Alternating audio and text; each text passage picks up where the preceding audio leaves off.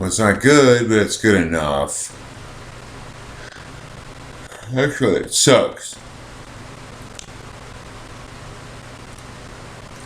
Well, they had the top 10 naval battles of all time on this show I was watching.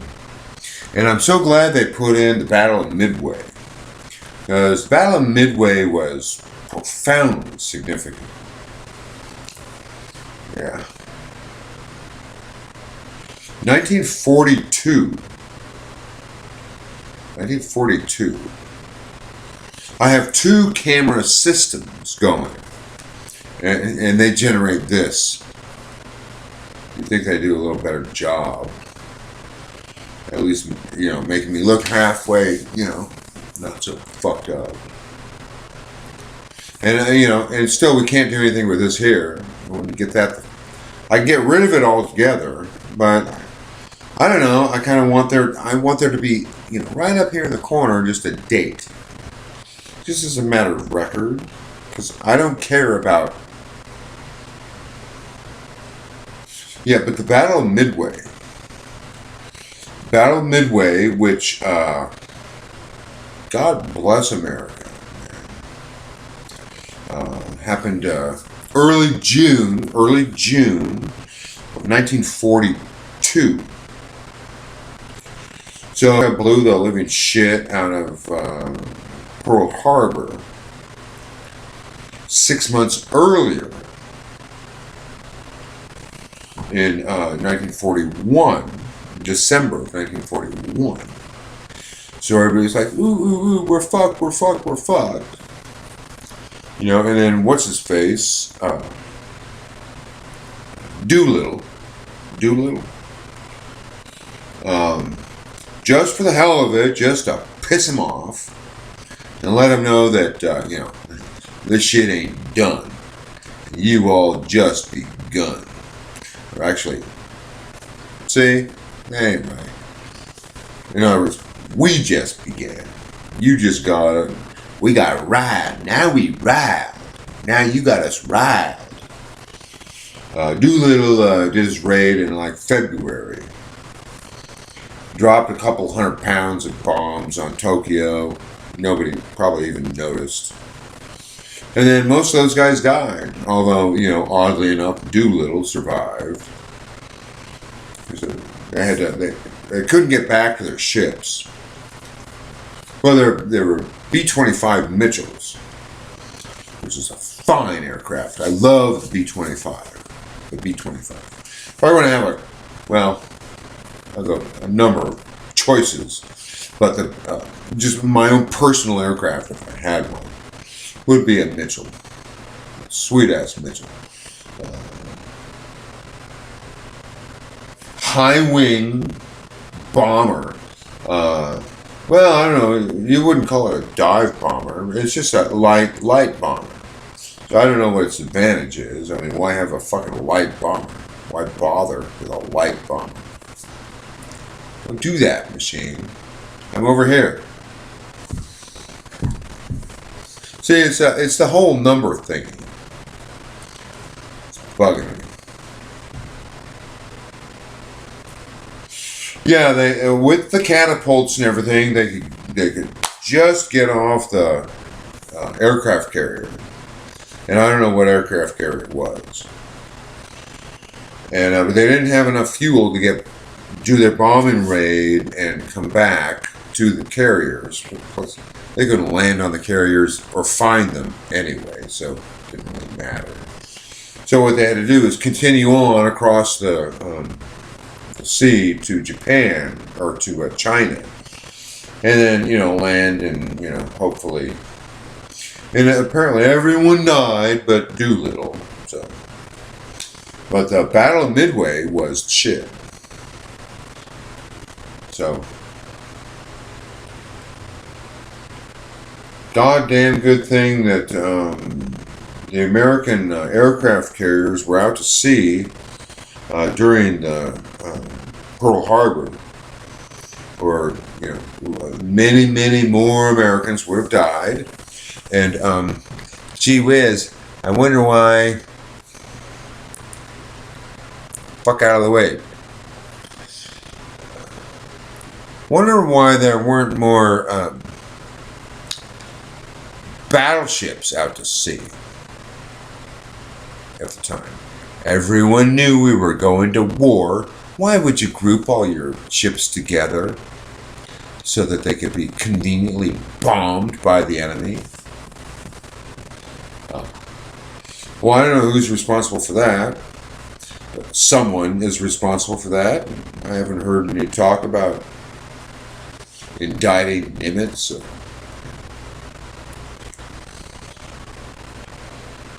But America won that battle and sunk 3 of the 4 aircraft carriers that launched the raid on Pearl Harbor. That I didn't know. I just learned that. So those aircraft carriers that 6 months earlier had bombed Pearl Harbor went to the bottom of the Pacific Ocean. Motherfuckers. You don't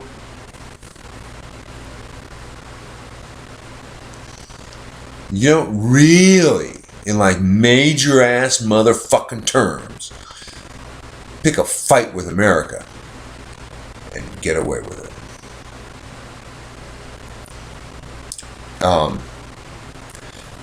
I sit here as a citizen with all my pride, my nationalistic bullshit. I say, you don't pull that shit on, get away. You don't pull that shit on the empire. You don't pull that shit on the empire. Right? What we'll do is we'll drop a couple of atomic bombs on your head.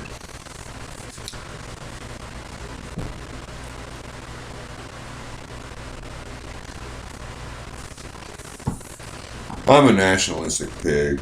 Well, we got the flag up here somewhere.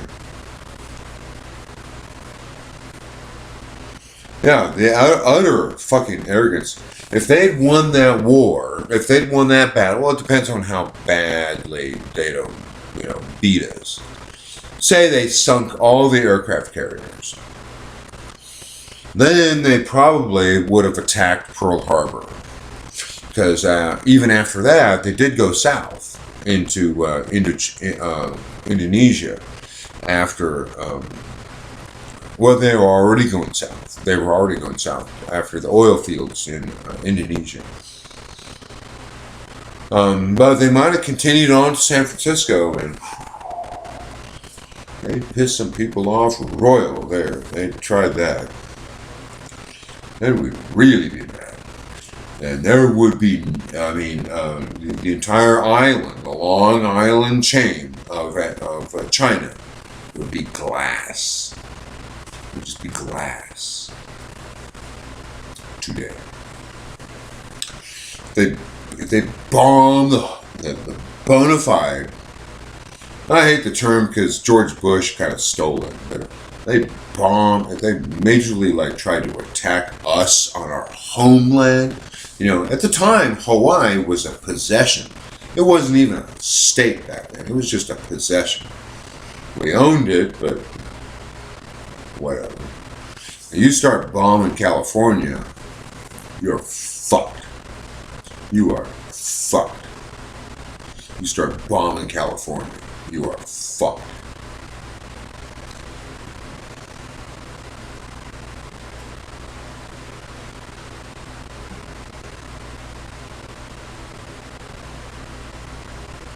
The hell these people think they were?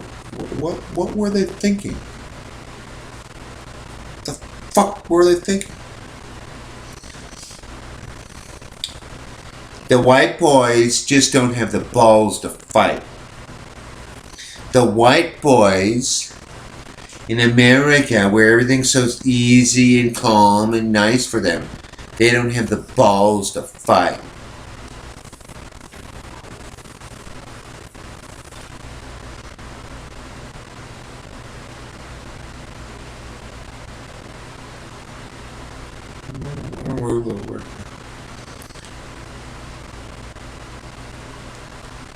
Well, I've been sitting around Sunday night, got a second wind, and I did a half an Adderall, thinking I'd do the unit, but fuck that.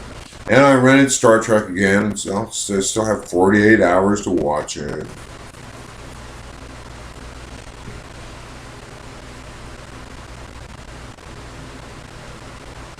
It is relatively fascinating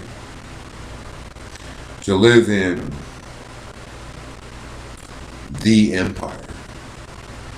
I mean, we're all like, ooh, creeped out because, China is like rising up in, economic power and strength. And what I think is multiply or interesting is that they only get their economic strength from America. They literally get their strength, their cash, their economic growth from America. We buy all their cheap shit. It is cheap too. It is cheap. These guys can't. I mean, some of it's okay. And I think it's getting better as time goes on. As time goes on, American entrepreneurs are like demanding higher quality from their factories in China. So China is sucking the daylights out of America. And yet, America is still growing.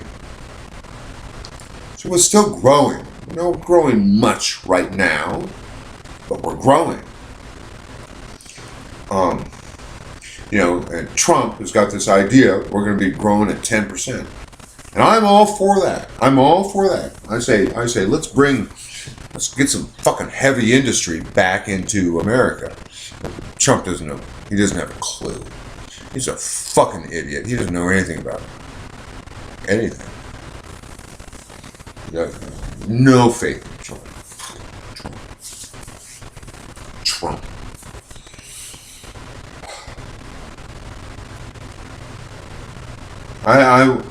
I will say one thing. I'll say one thing, one positive thing about the election. Now they're doing recounts and stuff, and I think it is important that we do the recounts so we have an accurate record. So we have an accurate record of how much Hillary Clinton actually won the election by, so that we can make adjustments to our government, so that we can have the person that actually wins the election win the election. Enough was enough with Al Gore and George III. Enough was enough. And now we've got another, it is quite interesting. The American people chose their winner. The American people chose the winner. But the system fucked us in the ass. And the system is antiquated and ain't right. And so what happens is we get some creepy ass, scary person in the position of President of the United States. Fuck, man. Jesus.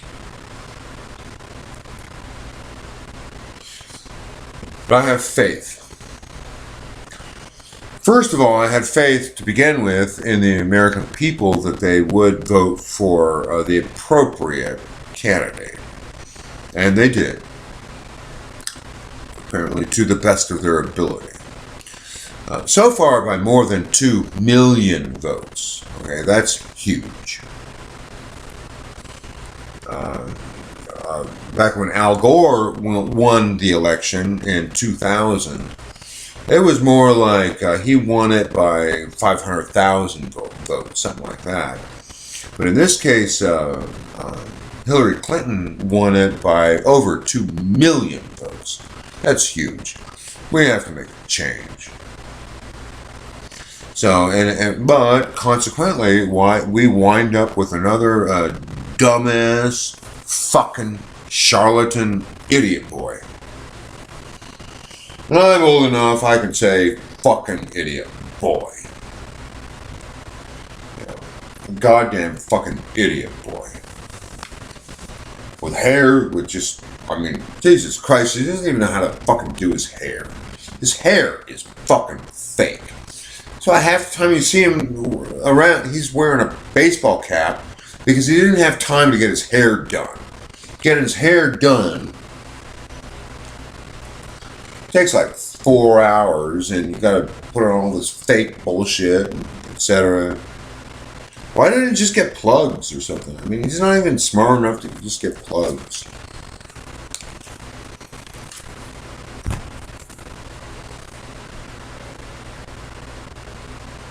I'm not worried. I'm not. After George Bush, I'm not worried. I guess I would be much more worried if we hadn't had Obama in the meantime to kind of get us back on track. And now we're blown off the track again. But I have faith in the founding fathers of these United States of America. I have a little bit of faith in them. I've got no faith in today's asswipes. Actually, what I have faith in is something that founding fathers they can only just imagine. They could only just imagine. They, you know, in the early days, although they built the White House and the Capitol and everything, and they had an idea of what they were all about. And I haven't actually seen that White House or Capitol, but my understanding is they're all right. In other words, when heads of state from other countries come here, they look at the Capitol, they look at the White House, they look at the or shit in Washington D.C. and they're like, all right, you folks might be up to the task. Y'all might be up to the task. We've got some sweet ass buildings here.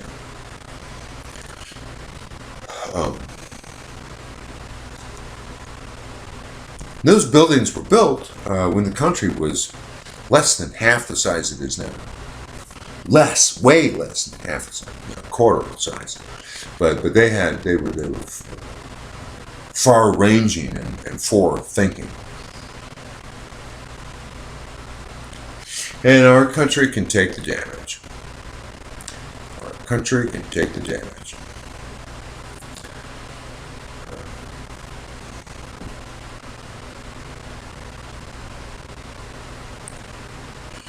So, you know, we're growing at 1.5%, 2% even. Growing now, mind you, at 2% GDP.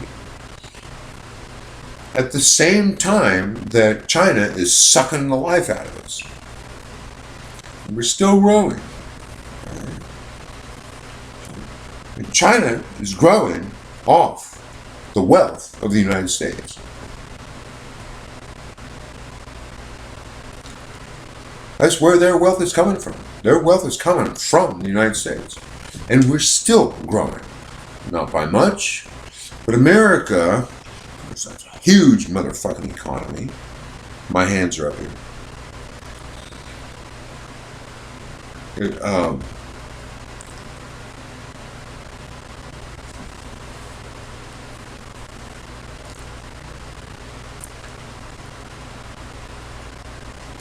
It's monumental. It's monumental. When it takes a swing south, it's a big ass motherfucking deal. Take a swing north, it's a big ass motherfucking deal. And Obama got us out of George Bush's.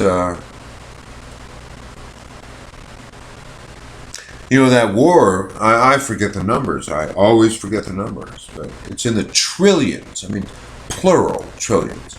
I forget if it's 2, 4, 6, 10 trillion dollars that war cost us. Forget about the lives. Don't forget about the lives, but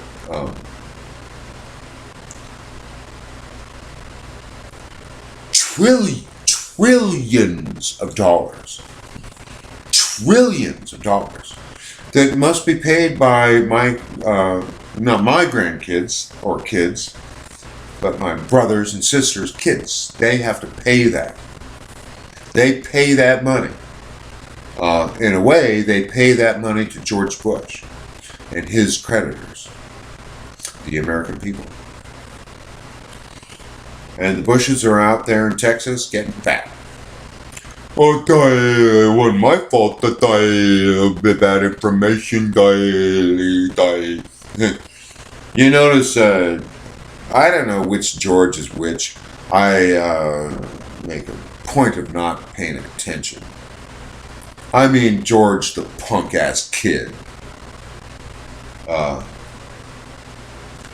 He doesn't talk very much. He doesn't speak very much. You don't hear him. I think what we did hear from him was that he was not voting for Donald Trump. And when George III Bush isn't voting for you, you know you got your ass in a sling.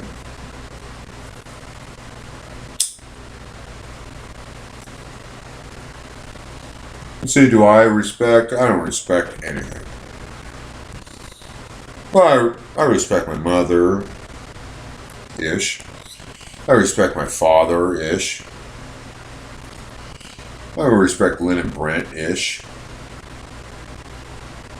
Yeah, but only ish. All those folks voted for George W. George W. The punk-ass kid. The punk kid. I mean, punk. And I'm not saying he's cute enough to get fucked in the ass when he goes to jail. I'm just saying he'd just be a fucking punk. He'd be a gopher in jail. He'd be a gopher. You wouldn't even want to bother fucking him in the ass because he ain't that. He ain't all that.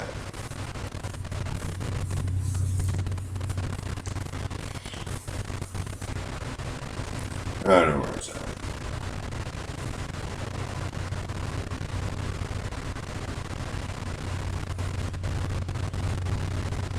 Is it still trying to zoom in on the